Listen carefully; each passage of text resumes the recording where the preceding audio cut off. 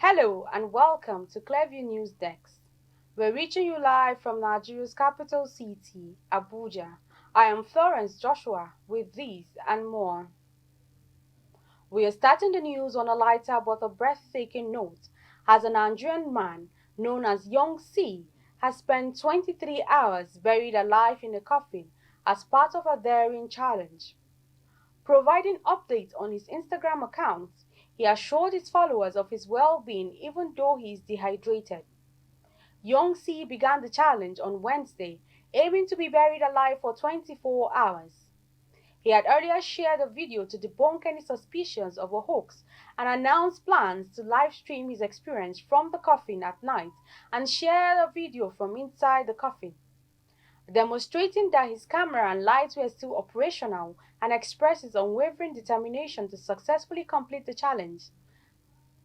The challenge is a similar feat by American YouTuber Mr. Beast, who buried himself alive for 50 hours 2 years ago to raise awareness about deforestation. He, however, cautioned viewers against attempting such stunts due to its potential dangers. With the withdrawal of troops of the Nigerian army from the troubled Okwama community in Ughelli South local government area of Delta State, the people of the community are now returning to their homes and begin the process of reintegration and rebuilding their communities. Recall that the troops were deployed in the area following the killings of 17 officers and men of the Nigerian army in an ambush on March 14, 2024. Members of the National Assembly, other distinguished Nigerians, traditional rulers, and other leaders of thought pleaded with the federal government and the military authority to allow freedom and peace to prevail during the Okwama crisis. Governor Sharif also paid assessment visit to the community on April 20, 2024, and had since set up an internally displaced persons camp at Ewu to aid their rehabilitation.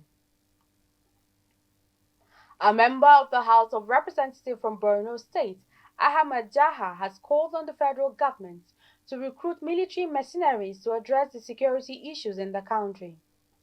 Jaha suggested that the government recall the mercenary used during former President Goodluck Jonathan's administration.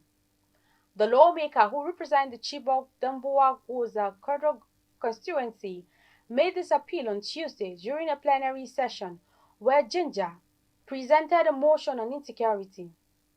Ginger had moved the motion on the heels of the killings of a civil servant in Abia State, Onubu Ifeanyi, allegedly by 5 naval officers.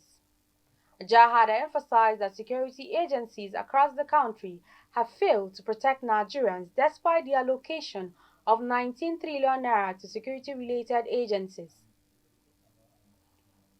Who is a mercenary? A mercenary is a hired professional soldier who fights for any state or nation without regard to political interests or issues. From the earliest days of organized warfare until the development of political standing armies in mid-17th century, governments frequently supplemented their military forces with mercenaries. The use of mercenaries might have accounted for the success of the federal government in retaking territories in the past, where it served as the backbone of the military forces, offering disciplined, combat-proven soldiers. Mercenaries can provide quick victories. However, this may seem to be a possible solution. One may wonder if the use of mercenaries will be able to defeat a foe that melts into the countryside and into suburban slums. Speaker, honorable colleagues, riding on the position of the minority leader. Mr. Speaker, we have been saying on this floor of the House, in as much as substantial amount of money is not going to be allocated or will continue to be allocated to these security agencies, security in Nigeria will not and never come to an end. Mr. Speaker, between 2015 to 2023, more than 19 trillion naira was spent on security and security-related matters in Nigeria. Whereas we have an alternative where we can bring in mercenaries. It was attempted during President Goodluck Jonathan They were about to finish Boko Haram.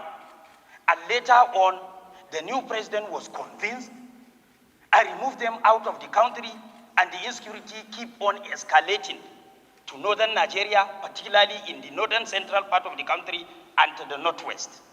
Only God knows where it will spread in the next few years, God forbid. Mr. Speaker, as you said, we are going to have a summit. This House must have a position paper from constituents, particularly in the security-prone areas, on the issue of employing or bringing back mercenaries to finish security issues in this country so that investors can come in and invest. People can have time to go to their farms. Representatives of 6 European Union member states attended the inauguration of Russian President Vladimir Putin in Moscow on May 7th, while 21, including the US, Britain, and Canada, boycotted the event. But this Russian leader is not bored, as he is set to surpass Soviet dictator Joseph Stalin's 30 years hold to power. Join us as we take you through a commentary of the newly inaugurated Russian President Vladimir Putin. The man, Vladimir Putin, was born October 7, 1952 in Leningrad, Russia, USSR, now St. Petersburg, Russia. A Russian intelligence officer and politician at that. He served as president from 1999 to 2008 and 2012.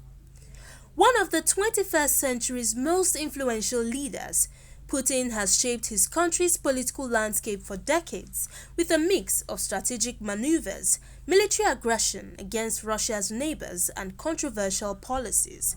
He turned Russia from a nascent democratic state into an autocratic one, expanded Russia's influence in the Middle East, strengthened Russian relations with China, and displayed a willingness to use force to achieve his goals, as in his annexation of Crimea in 2014 and his large-scale invasion of Ukraine in 2022. Putin reintroduced highly centralized, top-down control within Russia. He tightened the Kremlin's grip on mass media and the internet, and he renationalized key industries. By some estimates, the state came to control as much as 70% of the Russian economy. He made it clear to Russia's oligarchs that their positions were conditional on their personal loyalty to him and their abstention from politics. Putin also tried to assert dominance in the near abroad, a Russian term for the former Soviet states on Russia's borders. Russia invaded Georgia in 2008 and launched a proxy war in Ukraine in 2014, prior to a full-scale invasion in 2022. On 31st December 1999, Yeltsin unexpectedly announced his resignation and named Putin acting president. Promising to rebuild a weakened Russia, the austere and reserved Putin easily won the March 2000 elections with about 53% of the vote. As president, he sought to end corruption and create a strongly regulated market economy. Putin quickly reasserted control over Russia's 89 regions and republics, dividing them into 7 new federal districts, each headed by a representative appointed by the president. He also removed the right of regional governors to sit in the Federation Council, the upper house of the Russian parliament. Putin moved to reduce the power of Russia's own popular financiers and media tycoons, the so-called oligarchs, by closing several media outlets and launching criminal proceedings against numerous leading figures. He faced a difficult situation in Chechnya, particularly from rebels who staged terrorist attacks in Moscow and guerrilla attacks on Russian troops from the region's mountains. In 2002, Putin declared the military campaign over, but casualties remained high. Putin strongly objected to US President George Washington Bush's decision in 2001 to abandon the 1972 Anti-Ballistic Missile Treaty. In response to the September 11 attacks on the United States in 2001, he pledged Russia's assistance and cooperation in the US-led campaign against terrorists and their allies. offering the use of Russia's airspace for humanitarian deliveries and help in search and rescue operations. Nevertheless, Putin joined German Chancellor Gerhard Schröder and French President Jacques Chirac in 2002 to 2003 to oppose US and British plans to use force to oust Saddam Hussein's government in Iraq.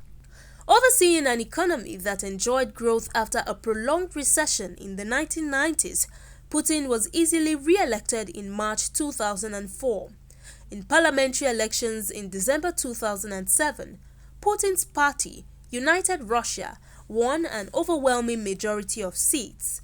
Though the fairness of the elections was questioned by international observers and by the Communist Party of the Russian Federation, the results nonetheless affirmed Putin's power, with a constitutional provision forcing Putin to step down in 2008.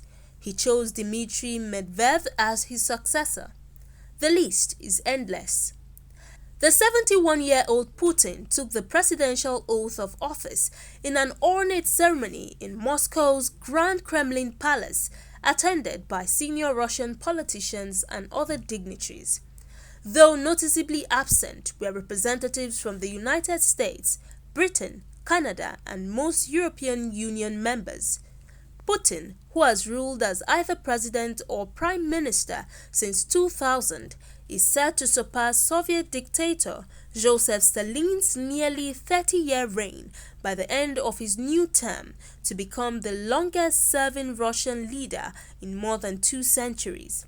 He was able to contest the March election, where he won over 87% of the vote by taking advantage of a raft of 2020 constitutional reforms that gave him the right to seek 2 more 6-year terms, meaning he could stay in office until 2036. Gloria Atta, Clearview News.